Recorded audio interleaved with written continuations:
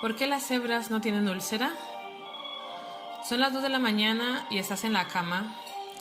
Tienes algo enormemente importante que hacer al día siguiente. Una reunión decisiva, una conferencia, un examen. Necesitas descansar bien durante la noche, pero sigues despierto. Pruebas diversas estrategias para relajarte. Respiras de forma profunda y lenta.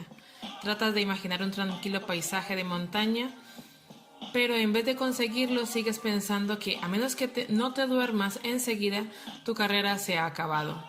Y ahí estás, poniéndote más tenso por segundos. Si haces esto de forma sistemática, alrededor de las 2:30, cuando estés sudoroso e hiperventilando, es seguro que te surgirá un nuevo tipo de pensamiento. De pronto, en medio del resto de tus preocupaciones comenzarás a prestar atención al dolor poco definido que sientes en el costado, la sensación de cansancio que últimamente experimentas, los frecuentes dolores de cabeza. De repente te das cuenta: estoy enfermo, mortalmente enfermo. ¡Ay! ¿Por qué no he reconocido los síntomas? ¿Por qué he negado su existencia? ¿Por qué no he ido al médico? A las 2:30 de una madrugada de este tipo, yo siempre tengo un tumor cerebral. Es muy útil para esta clase de terror, porque cualquier síntoma vago que seamos capaces de concebir puede atribuirse a un tumor cerebral, lo que consigue convencernos de que ha llegado la hora del pánico. Puede que el lector haga lo mismo que yo, o quizá crea que tiene cáncer, o una úlcera, o que acaba de sufrir una apoplejía. Aunque no conozco al lector, puedo predecir con certeza que no seguirá tumbado pensando: lo sabía, tengo lepra. ¿Acierto?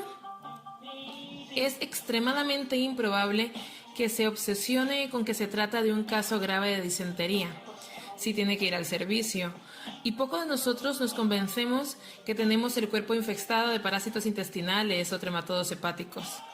Claro que no. Nuestras noches no están llenas de preocupaciones sobre la viruela, la escarlatina, la malaria o la peste bubónica. El cólera no se haya extendido en nuestras comunidades, y la ceguera, la fiebre hemoglobinúrica y la elefantiasis son exotismos del tercer mundo. Pocas de mis lectoras morirán de parto, y aún menos de quienes lean estas páginas estarán desnutridos. Gracias a los revolucionarios avances de la medicina y de la sanidad pública, nuestros patrones de enfermedad han cambiado y ya no nos mantienen despiertos por la noche la preocupación por las enfermedades infecciosas, excepto el SIDA o la tuberculosis, desde luego, o las enfermedades derivadas de una mala nutrición o higiene. Como prueba de ello, examinemos las causas de fallecimiento en Estados Unidos a principios del siglo XX. Neumonía, tuberculosis y gripe. Y si eres joven, mujer e inclinada a asumir riesgos, el parto. ¿Cuándo fue la última vez que el lector se enteró de que alguien menor de 60 años hubiera muerto de gripe? Sin embargo, en 1918, uno de los años más terribles de la Primera Guerra Mundial, un soldado tenía muchas más probabilidades de morir de gripe o neumonía que de heridas de guerra. Nuestros bisabuelos no reconocerían nuestros actuales patrones de enfermedad, ni pensándolo bien, tampoco lo harían la mayoría de los mamíferos. En pocas palabras, padecemos enfermedades distintas y tenemos más probabilidad de morir de forma diferente que la mayor parte de nuestros antepasados, o que la mayor parte de los seres humanos actuales que habitan en zonas menos privilegiadas del planeta. Nuestras noches están llenas de preocupaciones sobre un tipo diferente de enfermedades. Vivimos lo bastante bien y el suficiente tiempo como para irnos deteriorando de forma lenta. Las enfermedades que actualmente nos acosan provocan un daño lento y acumulativo. Enfermedades del corazón, cáncer, trastornos cerebrovasculares. Aunque ninguna de ellas sea particularmente agradable, suponen un claro avance con respecto a morir a los 20 años tras una semana de septicemia o de fiebre dengue. Al mismo tiempo que este cambio relativamente reciente en los patrones de enfermedad, se han producido cambios en el modo de percibir el proceso de la enfermedad en sí. Hemos llegado a reconocer el complejismo, entrelazamiento entre la biología y las emociones. Las infinitas formas en las que la personalidad, los sentimientos y el pensamiento se reflejan e influyen en los hechos del cuerpo. Una de las manifestaciones más interesantes de este reconocimiento es la comprensión de que los trastornos emocionales externos o extremos nos afectan negativamente. En el habla corriente hay una expresión que nos resulta familiar: el estrés causa enfermedad.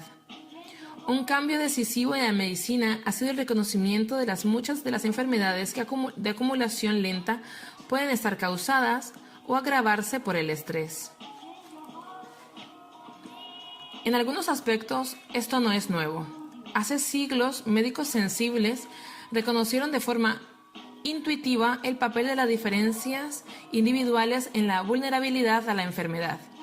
Dos personas tenían la misma enfermedad, pero su curso era muy distinto, y de un modo vago y subjetivo podrían reflejar sus características personales. O un médico podía haberse dado cuenta de que cierto tipo de personas tenían mayores probabilidades de contraer determinados tipos de enfermedad. Pero lo que ha convertido a la psicología del estrés, el estudio sobre la forma en que el cuerpo responde a los hechos estresantes, en una verdadera disciplina desde los inicios del siglo XX, ha sido la adición de la ciencia rigurosa a estas percepciones clínicas poco definidas. Como resultado, hoy disponemos de una extraordinaria cantidad de información fisiológica, bioquímica y molecular sobre el modo en que todos los elementos intangibles de nuestra vida, la agitación emocional, las características psicológicas, el tipo de sociedad en la que vivimos y nuestro puesto en ella, influyen en hechos corporales reales, como que el colesterol obstruya los vasos sanguíneos o que no entorpezcan la circulación, que nuestras células adiposas dejen de prestar atención a la insulina y nos sumerjan en la diabetes, que las neuronas del cerebro sobrevivan 5 minutos sin oxígeno durante un paro cardíaco. Este libro es un texto elemental sobre el estrés, las enfermedades relacionadas con este y los mecanismos para enfrentarse a él. ¿Cómo es que nuestros cuerpos son capaces de adaptarse a determinados hechos estresantes, en tanto que otros nos hacen enfermar? ¿Por qué algunos somos especialmente vulnerables a las enfermedades asociadas al estrés? ¿Cómo pueden los agentes estresantes estrictamente psicológicos hacer que enfermemos?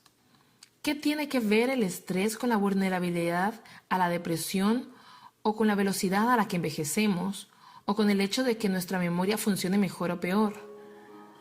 ¿Qué relación hay entre nuestras pautas de enfermedades asociadas al estrés con la posición que ocupamos en la escala social?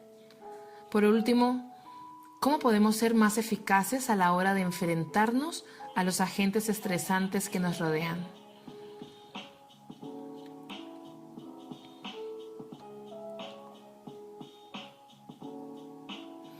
Puede que la mejor manera de comenzar sea haciendo una lista mental del tipo de cosas que nos producen estrés. Sin lugar a duda, aparecerán inmediatamente algunos ejemplos obvios: el tráfico, las fechas límite, las relaciones familiares, las preocupaciones económicas. Pero ¿qué pasaría si le dijera al lector: estás pensando como ser humano? Imagina por un momento que eres una cebra. Enseguida aparecerían nuevos elementos. ¿Qué encabezaría la lista? Heridas graves, depredadores, muerte por hambre.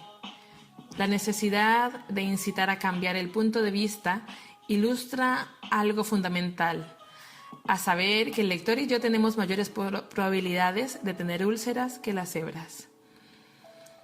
Para los animales como las cebras, los hechos de la vida que mayor trastorno les causan son los agentes estresantes físicos agudos. Imagina el sí mismo acosado por agentes estresantes físico-crónicos. Llega una plaga de langostas y se come la cosecha. Durante los 6 meses siguientes hay que andar 20 kilómetros diarios para conseguir comida. La sequía, la hambruna, los parásitos. Esta clase de cosas desagradables que no forman parte de nuestra experiencia habitual, pero que son hechos fundamentales en vidas de los seres humanos no occidentales y la mayor parte de los mamíferos. Las respuestas del estrés corporal son bastante adecuadas para enfrentarse a estos desastres continuos. La tercera categoría de trastornos, los agentes estresantes psicológicos y sociales, son esenciales La tercera categoría de trastornos, los agentes estresantes psicológicos y sociales, son esenciales para este libro. Al margen de lo mal que nos llevemos con un pariente o de cuánto nos sulfuremos por perder una plaza de aparcamiento, rara vez resolvemos este tipo de situaciones a puñetazos. Del mismo modo, es bastante extraño que tengamos que perseguir, derribar a nuestra cena. En general, los seres humanos vivimos lo bastante bien. Es suficiente tiempo y somos lo bastante listos como para generar todo tipo de hechos estresantes en nuestra cabeza. ¿Cuántos hipopótamos se preocupan por si la seguridad social va a durar tanto tiempo como ellos? Por lo que dirá la primera cita. Desde el punto de vista de la evolución del reino animal, el estrés psicológico es un invento reciente, en su mayor parte limitado a los seres humanos y otros primates sociales. Los seres humanos experimentamos emociones muy intensas que provocan en nuestros cuerpos un alboroto similar, relacionadas con simples pensamientos. Dos personas se sientan una frente a otra sin hacer nada más fatigoso desde el primer punto de vista físico que mover piezas de madera de vez en cuando. Sin embargo, esto puede constituir un hecho emocionalmente agotador. Los grandes maestros de ajedrez en los torneos plantean exigencias metabólicas a sus cuerpos que comienzan a aproximarse a los atletas en el momento de máximo esfuerzo en una competición. Se puede hacer algo tan poco emocionante como firmar un papel, si lo que acabas de firmar es la orden de fusilamiento de un odiado rival tras meses de complot de maniobras de respuesta fisiológica del firmante. Podría ser sorprendentemente similar a la del babuino de la sabana que acaba de lanzarse contra la cara del competidor y de desgarrársela. Y si al siguiente pasa interminables meses recomiéndose las entrañas por la ansiedad, la ira y la tensión que le produce un problema emocional, es muy probable que caiga enfermo. Este es el tema fundamental de este libro. Si el lector es la cebra que corre por salvar la vida o el león que lo hace para obtener la comida. Los mecanismos de respuesta fisiológica de un organismo se hallan perfectamente adaptados para enfrentarse a una emergencia física a corto plazo de ese calibre. Para la inmensa mayoría de los animales de este planeta, el estrés consiste en una crisis pasajera, tras la cual o bien se ha acabado o uno es el que está acabado. Cuando nos sentamos y empezamos a preocuparnos sobre hechos estresantes, activamos la misma respuesta fisiológica, que son potencialmente desastrosas cuando se provoca de forma crónica, por razones psicológicas o de otro tipo. Un amplio conjunto de datos convergentes indica que las enfermedades asociadas al estrés derivan principalmente del hecho de que, al preocuparnos, la hipoteca, las razones personales o un ascenso, activamos durante meses y meses un sistema fisiológico que ha evolucionado para responder a emergencias agudas de tipo físico. La diferencia entre el modo en que los seres humanos padecemos estrés y el modo en que lo hacen las cebras nos permite comenzar a esbozar algunas definiciones. En primer lugar, tengo que recurrir a un concepto con el que nos torturamos en las clases de biología y que probablemente el lector no haya tenido que volver a examinar desde entonces. La homeostasis. Ese concepto de vago recuerdo, la idea de que el organismo tiene un nivel de idea de oxígeno necesario, un grado óptimo de acidez, una temperatura ideal, etcétera, etcétera. Todas esas variables se mantienen en equilibrio homeostático, un estado en que todas las medidas fisiológicas se hallan a un nivel óptimo en un determinado momento del día, estación del año, edad del organismo, etc. El cerebro ha evolucionado para buscar la homeostasis. Esto nos permite elaborar algunas sencillas definiciones de trabajo que pueden servir para una cebra, un león. Un agente estresante es cualquier cosa del mundo exterior que rompa el equilibrio homeostático del cuerpo, y la respuesta del estrés es el intento por parte del organismo de restablecer la homeostasis. Pero en lo que se refiere a nosotros o a la propensión humana a preocuparse hasta enfermar, tenemos que ampliar el concepto de que un agente estresante es simplemente todo lo que destruye la homeostasis. Un agente estresante puede ser también la anticipación de que eso va a ocurrir. A veces somos lo bastante inteligentes como para prever lo que va a suceder y activamos una intensa respuesta de estrés. A veces somos lo bastante inteligentes como para prever lo que va a suceder y activamos una intensa respuesta de estrés, basándonos únicamente en la anticipación. Algunos aspectos de estrés de anticipación no son exclusivos de los seres humanos. Tanto si es una persona rodeada por una banda de adolescentes amenazadores en una estación de metro desierta, como si es una cebra frente a un león, el corazón latirá probablemente de una forma acelerada, aunque no se haya producido todavía daño físico alguno.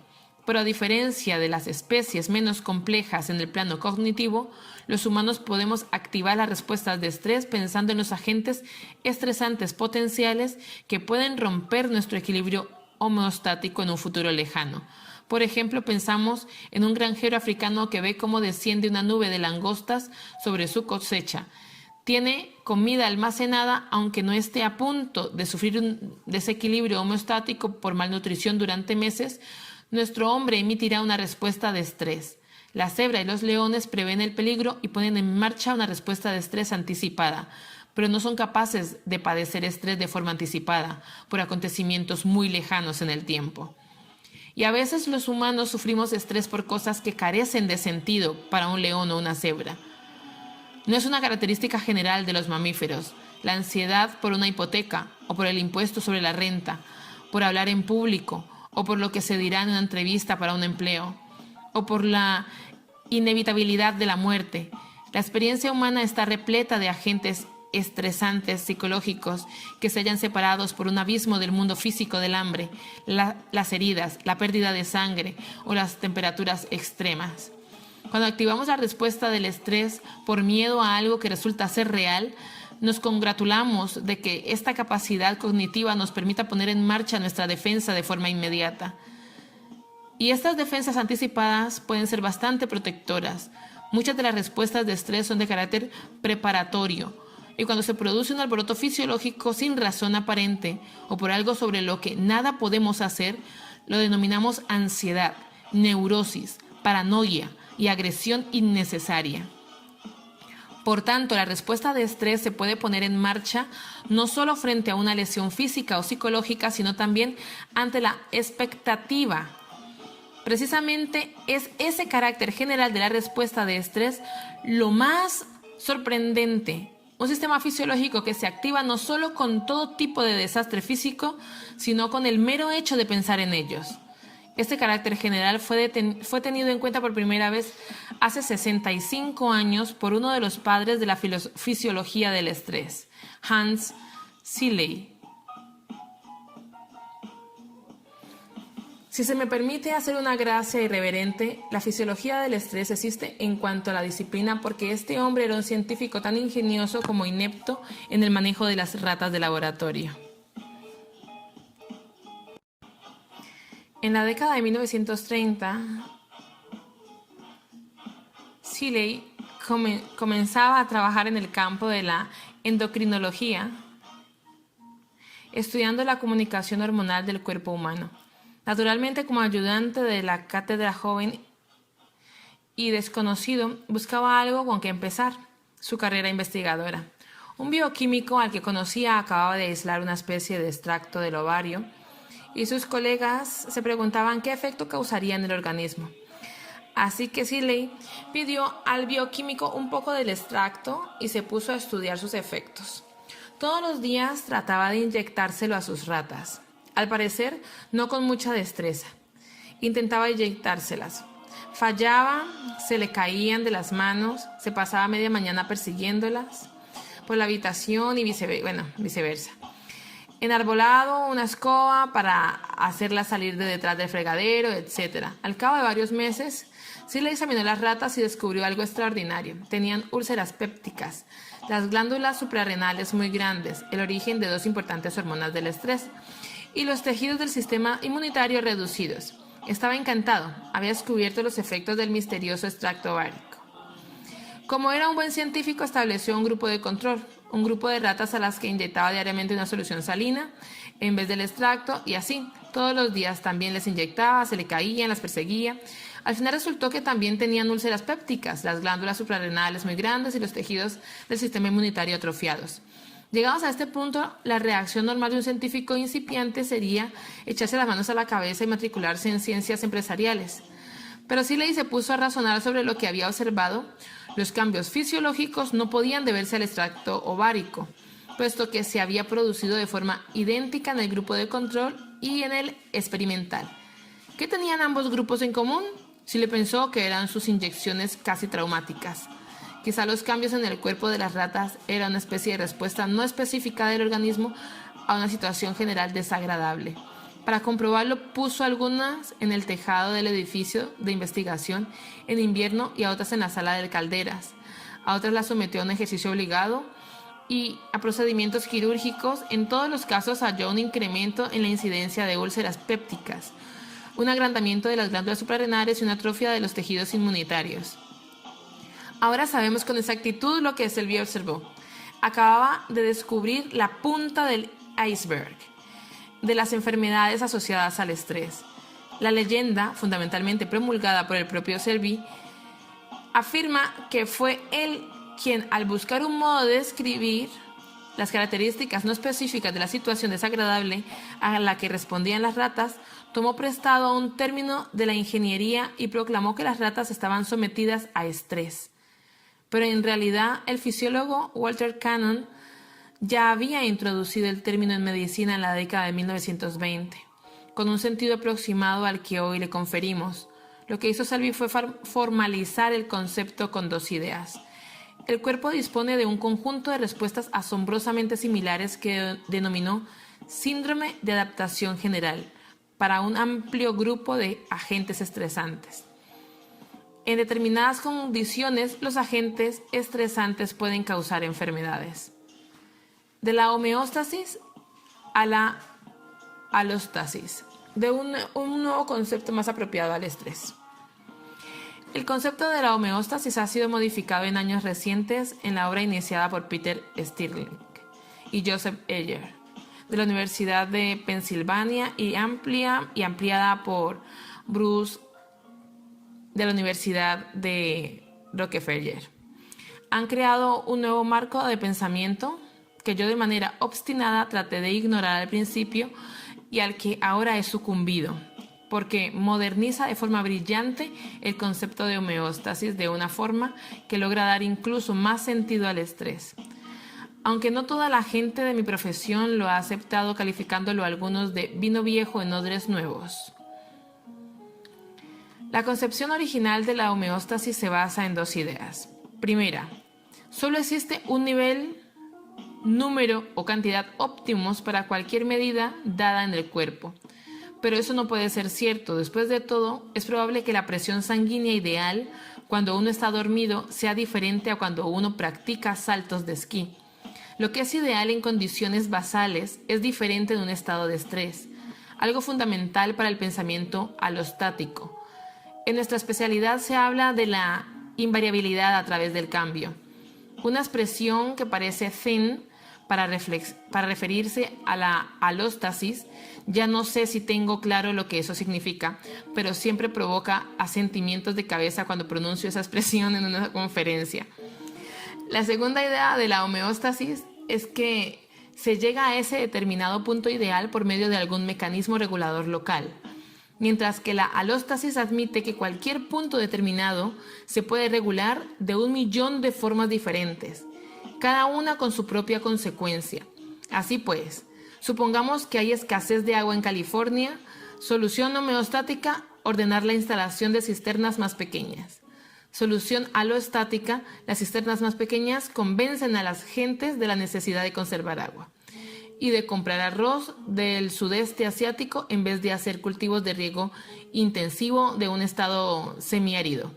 O supongamos que hay escasez de agua en nuestro cuerpo. Solución homeostática: los riñones son los que resuelven el problema. Se vuelven más estrictos, producen menos orina, para la conservación del agua. Solución alostática: el cerebro resuelve el problema. Le dice a los riñones que hagan su trabajo. Envían señales para retirar agua de las partes de nuestro cuerpo donde se evapora fácilmente: piel, boca, nariz. Nos hace sentir sedientos. La homeostasis consiste en hacerle pequeños arreglos a esta válvula o este artilugio, ¿vale? La alóstasis consiste en que el cerebro coordina diversos cambios en el volumen corporal, lo que a menudo incluye cambios en el comportamiento. Un último rasgo del pensamiento alostático enlaza bellamente con el pensamiento sobre los humanos entrelazados. El cuerpo no lleva a cabo toda esta complejidad reguladora solo para corregir algún punto determinado que ha dejado de funcionar. También puede realizar cambios alostáticos anticipándose a la probable avería de un punto determinado. Y así volvemos a la cuestión crítica de unas pocas páginas atrás. No nos estresemos porque nos persigan depredadores. Activamos las respuestas de estrés en anticipación de posibles desafíos. Y normalmente dichos desafíos son esa agitación puramente psicológica y social, que para una cebra no tiene el menor sentido.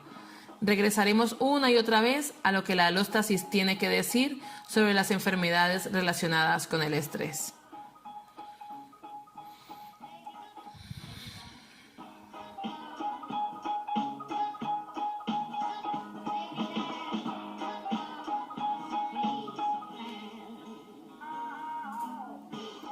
¿Cómo se adapta nuestro cuerpo a un agente estresante agudo? Dentro de este amplio contexto, un agente estresante puede definirse como todo aquello que rompe el equilibrio alostático de nuestro cuerpo. Y la respuesta de estrés es el intento de nuestro cuerpo efectúa para restablecer la alóstasis. La secreción de ciertas hormonas, la inhibición de otras, la activación de partes determinadas del sistema nervioso, etc. Y al margen del agente estresante, una herida, hambre, exceso de calor, exceso de frío, estrés psicológico, activamos la misma respuesta de estrés. Lo sorprendente son esas características generales. Para alguien con formación fisiológica no tiene sentido, a primera vista, vamos. Y en fisiología se aprende que el cuerpo activa respuestas y adaptaciones específicas ante desafíos específicos. Calentar un cuerpo produce sudoración y dilatación de los vasos sanguíneos y de la piel. Al enfriarlo, el resultado es opuesto: constricción de los vasos y escalofríos. Tener demasiado calor parece ser un reto fisiológico muy específico y diferente de tener mucho frío, y sería lógico que la respuesta del organismo a estos estados tan distintos fuera muy diferente. Sin embargo, ¿qué clase de disparatado sistema corporal es este que se activa tanto si se tiene frío como calor, tanto si es una cebra, un león o un adolescente aterrado que va al baile de fin de curso? Porque tienes el cuerpo una respuesta de estrés tan generalizada y convergente con independencia de la situación en que nos hallemos. Si reflexionamos sobre ello, realmente tiene sentido, dada la adaptación que implica la respuesta del estrés. Si eres una bacteria estresada por falta de alimento, entras en un estado de suspensión durmiente. Pero si eres un león hambriento, vas a tener que correr detrás de alguna presa. Si eres alguna planta estresada por alguien que intenta comerte, pones venenos químicos en tus hojas. Pero si eres una cebra perseguida por un león, tienes que correr. Para nosotros los vertebrados, el núcleo de la respuesta de estrés se construye en torno al hecho de que nuestros músculos van a trabajar como locos. Y por tanto, los músculos necesitan energía de manera inmediata, en la forma que se pueda usar con mayor rapidez, no almacenada en ningún lugar de las células adiposas, para algún proyecto de construcción en la próxima primavera. Una de las características fundamentales de la respuesta de estrés es que moviliza rápidamente la energía desde los sitios en que se halla almacenada y evita que se siga almacenando. La glucosa y las formas más simples de las proteínas y grasas salen a raudales de las células. El hígado o los músculos para concentrarse en los músculos que luchan por salvarnos el pellejo. Si el cuerpo moviliza la glucosa, tiene que llevarla a los músculos críticos con la mayor rapidez posible. Se incrementa el ritmo cardíaco, la presión sanguínea y el ritmo respiratorio para transportar los nutrientes y el oxígeno a mayor velocidad. Igualmente, lógica es otra característica de la respuesta de estrés. Ante una emergencia es lógico que el cuerpo paralice los caros proyectos de construcción a largo plazo. Cuando hay un tornado sobre la casa, no es el momento de pintar la cocina. Hay que esperar hasta que se haya superado el desastre. Así en una situación de estrés se paraliza la digestión. No hay tiempo de aprovechar los beneficios energéticos. De este lento proceso, por tanto, ¿para qué malgastar energía en él? Hay cosas mejores que hacer que digerir el desayuno cuando se trata de evitar convertirse en el almuerzo de otro. Del mismo modo, siguiendo la misma lógica, durante el estrés se inhibe el crecimiento. Si se está corriendo para salvar la vida, es mejor dejar para otro día que crezcan los cuernos o los huesos. Asimismo, se reduce la actividad reproductora. Probablemente la mayor consumidora de energía, la más optimista que el cuerpo puede llevar a cabo. Sobre todo en el caso de las hembras. La preocupación por los huevos, el esperma y esas cosas que se dejan para otro momento. Hay que concentrarse en el problema que tenemos entre manos. En una situación de estrés, el impulso sexual se disminuye en ambos sexos. Las hembras tienen menor posibilidad de ovular o de llevar los embarazos a buen término, en tanto que los machos comienzan a tener problemas con las erecciones y segregan menos testosterona. Al mismo tiempo que se producen estos cambios, también se inhibe la inmunidad del organismo. El sistema inmunitario que nos defiende de las infecciones y enfermedades es ideal para localizar el tumor que puede provocarnos la muerte en el plazo de 1 año o para producir suficientes anticuerpos como para protegernos en cuestión de pocas semanas. ¿Pero es realmente necesario en este instante? La lógica sigue siendo la misma. Hay que buscar los tumores en otra ocasión y distribuir la energía de forma más acertada en este momento. Como veremos en el capítulo 8, esta idea de que el sistema inmunitario se suprime durante el estrés para ahorrar energía plantea grandes problemas, pero bastará de momento. Otro rasgo de la respuesta de estrés se manifiesta en los casos de dolor físico extremo. Cuando el estrés dura lo suficiente, la percepción del dolor se embota. Estamos en medio de una batalla. Los soldados asaltan una plaza fuerte con arrojo y temeridad. Un soldado recibe un disparo que le hiere gravemente y ni siquiera se da cuenta. Quizá vea sangre en su ropa y se pregunta o se preocupe por qué uno de sus compañeros cercanos ha sido herido. O puede que se pregunte por qué siente las entrañas como entumecidas. Conforme la batalla disminuye de intensidad, alguien señalará asombrado su herida. ¿No le dolía? No. Esta analgesia provocada por el estrés es muy adaptativa y se halla muy documentada. Una cebra gravemente herida, a pesar de todo, tiene que tratar de huir. No es el momento adecuado para sufrir un shock ante un dolor extremo. Por último, durante el estrés, se modificarán las habilidades cognitivas y sensoriales, de repente mejorando ciertos aspectos de la memoria, lo que siempre es útil cuando se trata de resolver una emergencia. ¿Ha sucedido antes? ¿Hay algún buen escondite? Además, los sentidos se agudizan. Cuando estamos viendo una película de terror en la televisión y nos hallamos sentados en el borde de la silla, en un momento de máxima tensión, el más leve ruido, el crujido de una puerta, el petardeo de un coche a 3 manzanas de distancia, nos hace saltar de la silla. Una mejor memoria y una detección más fina de las sensaciones son muy adaptativas y útiles. En conjunto, la respuesta de estrés se halla adaptada de forma ideal para la cebra o el león. Se pone en marcha la energía, se lleva a los tejidos que los necesita. Los proyectos de reparación, de construcción a largo plazo se posponen hasta que la crisis ha pasado.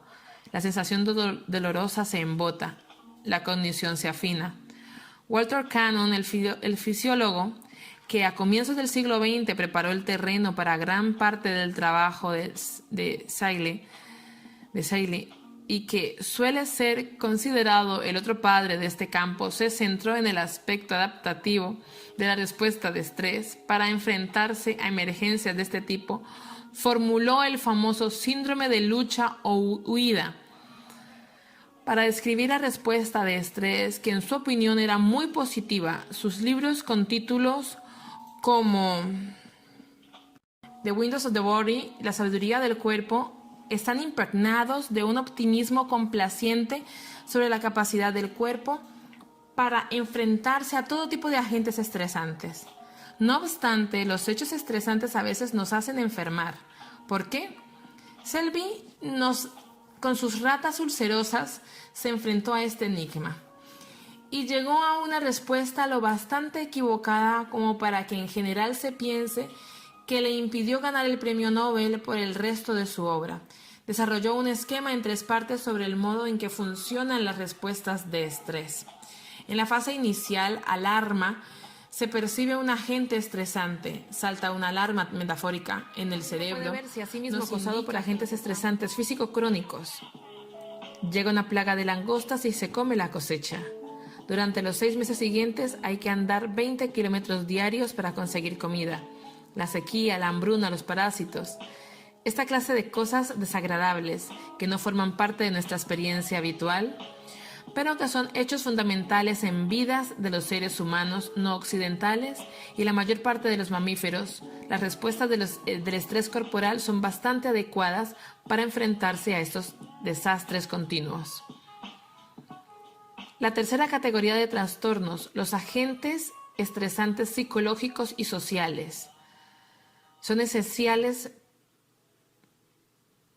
La tercera categoría de trastornos, los agentes estresantes psicológicos y sociales, son esenciales para este libro. Al margen de lo mal que nos llevemos con un pariente o de cuánto nos sulfuremos por perder una plaza de aparcamiento, rara vez resolvemos este tipo de situaciones a puñetazos.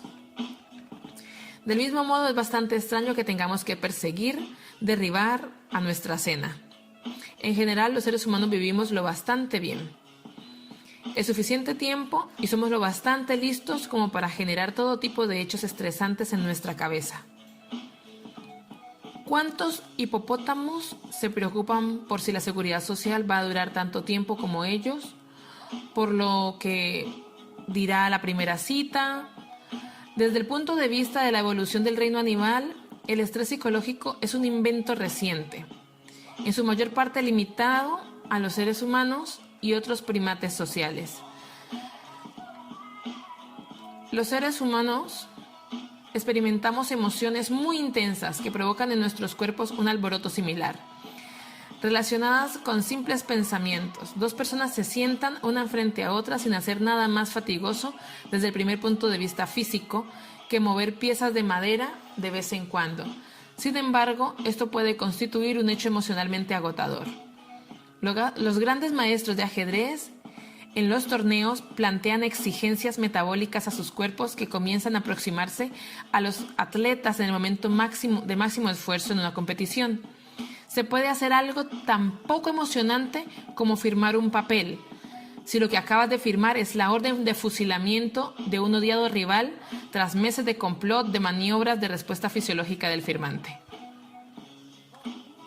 Podría ser sorprendentemente similar a la del babuino de la sabana que acaba de lanzarse contra la cara del competidor y de desgarrársela. Y si al siguiente pasa interminables meses recomiéndose las entrañas por la ansiedad, la ira y la tensión que le produce un problema emocional, es muy probable que caiga enfermo. Este es el tema fundamental de este libro. Si el lector es la cebra que corre por salvar la vida o el león que lo hace para obtener la comida. Los mecanismos de respuesta fisiológica de un organismo se hallan perfectamente adaptados para enfrentarse a una emergencia física a corto plazo de ese calibre. Para la inmensa mayoría de los animales de este planeta, el estrés consiste en una crisis pasajera, tras la cual o bien se ha acabado o uno es el que está acabado. Cuando nos sentamos y empezamos a preocuparnos sobre hechos estresantes, activamos la misma respuesta fisiológica, que son potencialmente desastrosas cuando se provoca de forma crónica, por razones psicológicas o de otro tipo. Un amplio conjunto de datos convergentes indica que las enfermedades asociadas al estrés derivan principalmente del hecho de que, al preocuparnos, la hipoteca las razones personales o un ascenso, activamos durante meses y meses un sistema fisiológico que ha evolucionado para responder a emergencias agudas de tipo físico. La diferencia entre el modo en que los seres humanos padecemos estrés y el modo en que lo hacen las cebras nos permite comenzar a esbozar algunas definiciones. En primer lugar, tengo que recurrir a un concepto con el que nos torturamos en las clases de biología y que probablemente el lector no haya tenido que volver a examinar desde entonces: la homeostasis. Ese concepto de vago recuerdo, la idea de que el organismo tiene un nivel de idea de oxígeno necesario, un grado óptimo de acidez, una temperatura ideal, etcétera, etcétera. Todas esas variables se mantienen en equilibrio homeostático, un estado en que todas las medidas fisiológicas se hallan a un nivel óptimo en un determinado momento del día, estación del año, edad del organismo, etc. El cerebro ha evolucionado para buscar la homeostasis. Esto nos permite elaborar algunas sencillas definiciones de trabajo que pueden servir para una cebra, un león. Un agente estresante es cualquier cosa del mundo exterior que rompa el equilibrio homeostático del cuerpo, y la respuesta del estrés es el intento por parte del organismo de restablecer la homeostasis. Pero en lo que se refiere a nosotros o a la propensión humana a preocuparse hasta enfermar, tenemos que ampliar el concepto de que un agente estresante es simplemente todo lo que destruye la homeostasis. Un agente estresante puede ser también la anticipación de que eso va a ocurrir. A veces somos lo bastante inteligentes como para prever lo que va a suceder y activamos una intensa respuesta de estrés. A veces somos lo bastante inteligentes como para prever lo que va a suceder y activamos una intensa respuesta de estrés, basándonos únicamente en la anticipación. Algunos aspectos de estrés de anticipación no son exclusivos de los seres humanos. Tanto si es una persona rodeada por una banda de adolescentes amenazadores en una estación de metro desierta, como si es una cebra frente a un león, el corazón latirá probablemente de una forma acelerada, aunque no se haya producido todavía daño físico alguno. Pero a diferencia de las especies menos complejas en el plano cognitivo, los humanos podemos activar las respuestas de estrés pensando en los agentes estresantes potenciales que pueden romper nuestro equilibrio homeostático en un futuro lejano. Por ejemplo, pensamos en un granjero africano que ve cómo desciende una nube de langostas sobre su cosecha. Tiene comida almacenada, aunque no esté a punto de sufrir un desequilibrio homeostático por malnutrición durante meses. Nuestro hombre emitirá una respuesta de estrés. La cebra y los leones prevén el peligro y ponen en marcha una respuesta de estrés anticipada, pero no son capaces de padecer estrés de forma anticipada por acontecimientos muy lejanos en el tiempo. Y a veces los humanos sufrimos estrés por cosas que carecen de sentido para un león o una cebra. No es una característica general de los mamíferos. La ansiedad por una hipoteca o por el impuesto sobre la renta, por hablar en público o por lo que se dirá en una entrevista para un empleo, o por la inevitabilidad de la muerte. La experiencia humana está repleta de agentes estresantes psicológicos que se hallan separados por un abismo del mundo físico del hambre, las heridas, la pérdida de sangre o las temperaturas extremas. Cuando activamos la respuesta del estrés por miedo a algo que resulta ser real, nos congratulamos de que esta capacidad cognitiva nos permita poner en marcha nuestra defensa de forma inmediata. Y estas defensas anticipadas pueden ser bastante protectoras. Muchas de las respuestas de estrés son de carácter preparatorio, y cuando se produce un alboroto fisiológico sin razón aparente o por algo sobre lo que nada podemos hacer, lo denominamos ansiedad, neurosis, paranoia y agresión innecesaria. Por tanto, la respuesta de estrés se puede poner en marcha no solo frente a una lesión física o psicológica, sino también ante la expectativa. Precisamente es ese carácter general de la respuesta de estrés lo más sorprendente. Un sistema fisiológico que se activa no solo con todo tipo de desastre físico, sino con el mero hecho de pensar en ellos. Este carácter general fue tenido en cuenta por primera vez hace 65 años por uno de los padres de la fisiología del estrés, Hans Selye. Si se me permite hacer una gracia irreverente, la fisiología del estrés existe en cuanto a la disciplina porque este hombre era un científico tan ingenioso como inepto en el manejo de las ratas de laboratorio. En la década de 1930, Selye comenzaba a trabajar en el campo de la endocrinología, estudiando la comunicación hormonal del cuerpo humano. Naturalmente, como ayudante de la cátedra joven y desconocido, buscaba algo con que empezar su carrera investigadora. Un bioquímico al que conocía acababa de aislar una especie de extracto del ovario y sus colegas se preguntaban qué efecto causaría en el organismo. Así que Selye pidió al bioquímico un poco del extracto y se puso a estudiar sus efectos. Todos los días trataba de inyectárselo a sus ratas. Al parecer, no con mucha destreza. Intentaba inyectárselas. Fallaba, se le caían de las manos, se pasaba media mañana persiguiéndolas por la habitación y viceversa. Enarbolado, una escoba para hacerlas salir de detrás del fregadero, etc. Al cabo de varios meses, Selye examinó las ratas y descubrió algo extraordinario. Tenían úlceras pépticas, las glándulas suprarrenales muy grandes, el origen de dos importantes hormonas del estrés, y los tejidos del sistema inmunitario reducidos. Estaba encantado, había descubierto los efectos del misterioso extracto ovárico. Como era un buen científico, estableció un grupo de control, un grupo de ratas a las que inyectaba diariamente una solución salina en vez del extracto, y así, todos los días también les inyectaba, se le caían, las perseguía. Al final resultó que también tenían úlceras pépticas, las glándulas suprarrenales muy grandes y los tejidos del sistema inmunitario atrofiados. Llegados a este punto, la reacción normal de un científico incipiente sería echarse las manos a la cabeza y matricularse en ciencias empresariales. Pero Selye se puso a razonar sobre lo que había observado.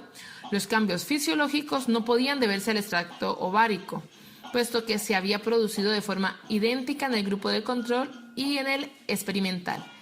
¿Qué tenían ambos grupos en común? Selye pensó que eran sus inyecciones casi traumáticas.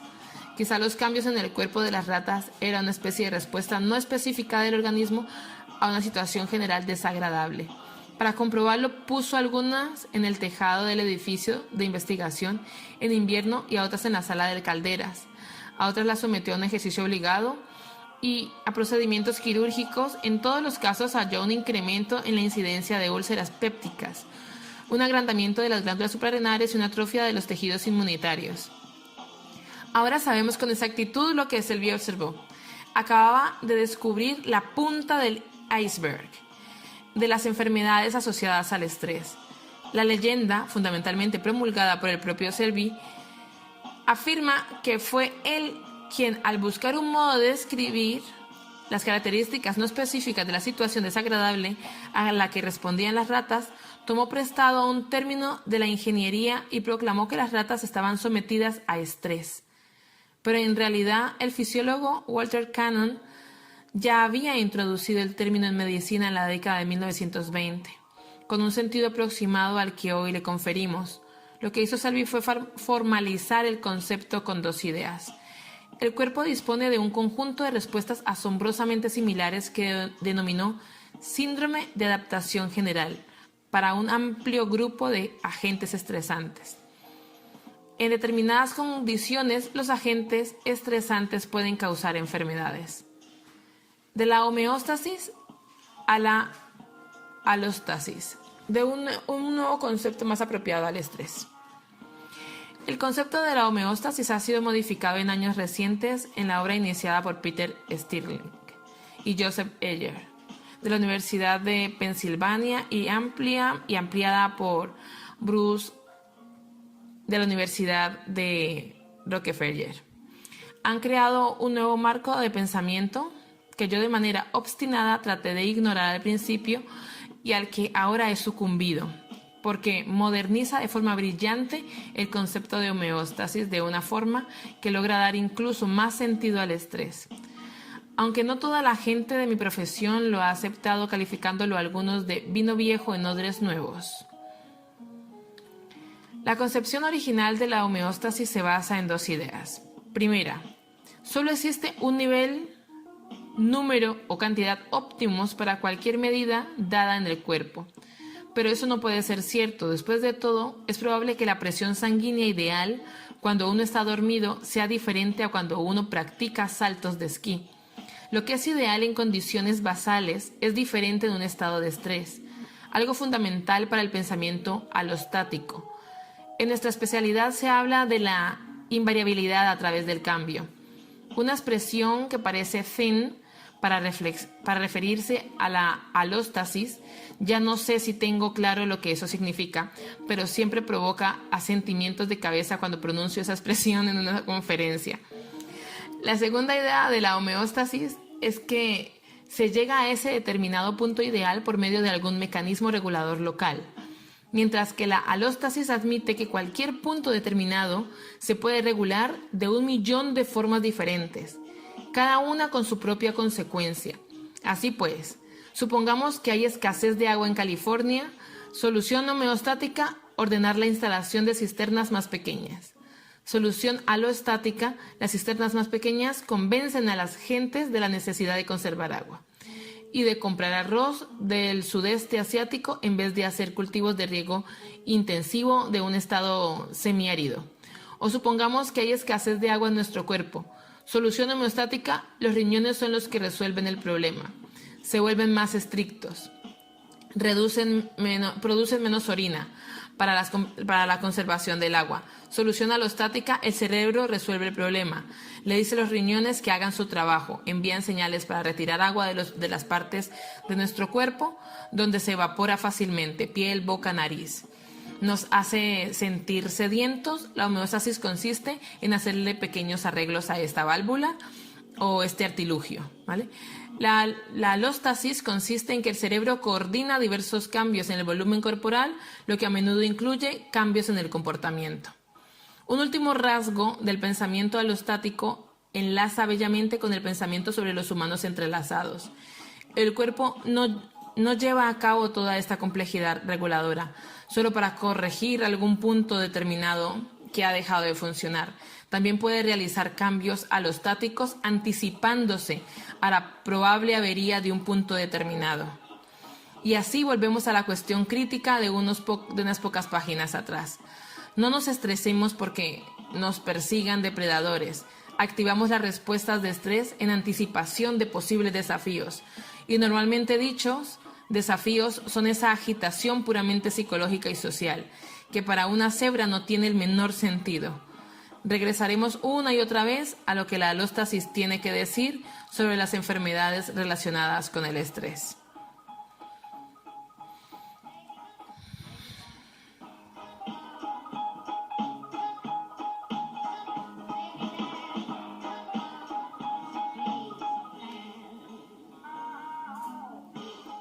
¿Cómo se adapta nuestro cuerpo a un agente estresante agudo? Dentro de este amplio contexto, un agente estresante puede definirse como todo aquello que rompe el equilibrio alostático de nuestro cuerpo. Y la respuesta de estrés es el intento de que nuestro cuerpo efectúa para restablecer la alóstasis. La secreción de ciertas hormonas, la inhibición de otras, la activación de partes determinadas del sistema nervioso, etc. Y al margen del agente estresante, una herida, hambre, exceso de calor, exceso de frío, estrés psicológico, activamos la misma respuesta de estrés. Lo sorprendente son esas características generales. Para alguien con formación fisiológica no tiene sentido, a primera vista, vamos. Y en fisiología se aprende que el cuerpo activa respuestas y adaptaciones específicas ante desafíos específicos. Calentar un cuerpo produce sudoración y dilatación de los vasos sanguíneos y de la piel. Al enfriarlo, el resultado es opuesto: constricción de los vasos y escalofríos.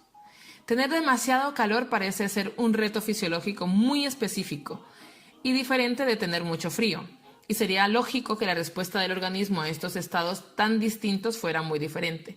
Sin embargo, ¿qué clase de disparatado sistema corporal es este que se activa tanto si se tiene frío como calor, tanto si es una cebra, un león o un adolescente aterrado que va al baile de fin de curso? porque tienes el cuerpo una respuesta de estrés tan generalizada y convergente con independencia de la situación en que nos hallemos. Si reflexionamos sobre ello, realmente tiene sentido, dada la adaptación que implica la respuesta del estrés. Si eres una bacteria estresada por falta de alimento, entras en un estado de suspensión durmiente. Pero si eres un león hambriento, vas a tener que correr detrás de alguna presa. Si eres alguna planta estresada por alguien que intenta comerte, pones venenos químicos en tus hojas. Pero si eres una cebra perseguida por un león, tienes que correr. Para nosotros los vertebrados, el núcleo de la respuesta de estrés se construye en torno al hecho de que nuestros músculos van a trabajar como locos. Y por tanto, los músculos necesitan energía de manera inmediata, en la forma que se pueda usar con mayor rapidez, no almacenada en ningún lugar de las células adiposas, para algún proyecto de construcción en la próxima primavera. Una de las características fundamentales de la respuesta de estrés es que moviliza rápidamente la energía desde los sitios en que se halla almacenada y evita que se siga almacenando. La glucosa y las formas más simples de las proteínas y grasas salen a raudales de las células. El hígado o los músculos para concentrarse en los músculos que luchan por salvarnos el pellejo. Si el cuerpo moviliza la glucosa, tiene que llevarla a los músculos críticos con la mayor rapidez posible. Se incrementa el ritmo cardíaco, la presión sanguínea y el ritmo respiratorio para transportar los nutrientes y el oxígeno a mayor velocidad. Igualmente, lógica es otra característica de la respuesta de estrés. Ante una emergencia es lógico que el cuerpo paralice los caros proyectos de construcción a largo plazo. Cuando hay un tornado sobre la casa, no es el momento de pintar la cocina. Hay que esperar hasta que se haya superado el desastre. Así, en una situación de estrés, se paraliza la digestión. No hay tiempo de aprovechar los beneficios energéticos de este lento proceso. Por tanto, ¿para qué malgastar energía en él? Hay cosas mejores que hacer que digerir el desayuno cuando se trata de evitar convertirse en el almuerzo de otro. Del mismo modo, siguiendo la misma lógica, durante el estrés se inhibe el crecimiento. Si se está corriendo para salvar la vida, es mejor dejar para otro día que crezcan los cuernos o los huesos. Asimismo, se reduce la actividad reproductora. Probablemente la mayor consumidora de energía, la más optimista que el cuerpo puede llevar a cabo. Sobre todo en el caso de las hembras. La preocupación por los huevos, el esperma y esas cosas que se dejan para otro momento. Hay que concentrarse en el problema que tenemos entre manos. En una situación de estrés, el impulso sexual se disminuye en ambos sexos. Las hembras tienen menor posibilidad de ovular o de llevar los embarazos a buen término, en tanto que los machos comienzan a tener problemas con las erecciones y segregan menos testosterona. Al mismo tiempo que se producen estos cambios, también se inhibe la inmunidad del organismo. El sistema inmunitario, que nos defiende de las infecciones y enfermedades, es ideal para localizar el tumor que puede provocarnos la muerte en el plazo de 1 año, o para producir suficientes anticuerpos como para protegernos en cuestión de pocas semanas. Pero ¿es realmente necesario en este instante? La lógica sigue siendo la misma. Hay que buscar los tumores en otra ocasión y distribuir la energía de forma más acertada en este momento. Como veremos en el capítulo 8, esta idea de que el sistema inmunitario se suprime durante el estrés para ahorrar energía plantea grandes problemas, pero bastará de momento. Otro rasgo de la respuesta de estrés se manifiesta en los casos de dolor físico extremo. Cuando el estrés dura lo suficiente, la percepción del dolor se embota. Estamos en medio de una batalla. Los soldados asaltan una plaza fuerte con arrojo y temeridad. Un soldado recibe un disparo que le hiere gravemente y ni siquiera se da cuenta. Quizá vea sangre en su ropa y se pregunta o se preocupe por qué uno de sus compañeros cercanos ha sido herido. O puede que se pregunte por qué siente las entrañas como entumecidas. Conforme la batalla disminuye de intensidad, alguien señalará asombrado su herida. ¿No le dolía? No. Esta analgesia provocada por el estrés es muy adaptativa y se halla muy documentada. Una cebra gravemente herida, a pesar de todo, tiene que tratar de huir. No es el momento adecuado para sufrir un shock ante un dolor extremo. Por último, durante el estrés, se modificarán las habilidades cognitivas y sensoriales, de repente mejorando ciertos aspectos de la memoria, lo que siempre es útil cuando se trata de resolver una emergencia. ¿Ha sucedido antes? ¿Hay algún buen escondite? Además, los sentidos se agudizan. Cuando estamos viendo una película de terror en la televisión y nos hallamos sentados en el borde de la silla, en un momento de máxima tensión, el más leve ruido, el crujido de una puerta, el petardeo de un coche a 3 manzanas de distancia, nos hace saltar de la silla. Una mejor memoria y una detección más fina de las sensaciones son muy adaptativas y útiles. En conjunto, la respuesta de estrés se halla adaptada de forma ideal para la cebra o el león. Se pone en marcha la energía, se forma, se lleva a los tejidos que los necesita. Los proyectos de reparación, de construcción a largo plazo se posponen hasta que la crisis ha pasado. La sensación dolorosa se embota, la cognición se afina. Walter Cannon, el fisiólogo, que a comienzos del siglo XX preparó el terreno para gran parte del trabajo de Seeley, y que suele ser considerado el otro padre de este campo, se centró en el aspecto adaptativo de la respuesta de estrés para enfrentarse a emergencias de este tipo. Formuló el famoso síndrome de lucha o huida para describir la respuesta de estrés, que en su opinión era muy positiva. Sus libros con títulos como The Windows of the Body, La sabiduría del cuerpo, están impregnados de un optimismo complaciente sobre la capacidad del cuerpo para enfrentarse a todo tipo de agentes estresantes. No obstante, los hechos estresantes a veces nos hacen enfermar. ¿Por qué? Selby con sus ratas ulcerosas se enfrentó a este enigma y llegó a una respuesta lo bastante equivocada como para que en general se piense que le impidió ganar el premio Nobel por el resto de su obra. Desarrolló un esquema en 3 partes sobre el modo en que funcionan las respuestas de estrés. En la fase inicial, alarma, se percibe un agente estresante, salta una alarma metafórica en el cerebro, nos indica que nos estamos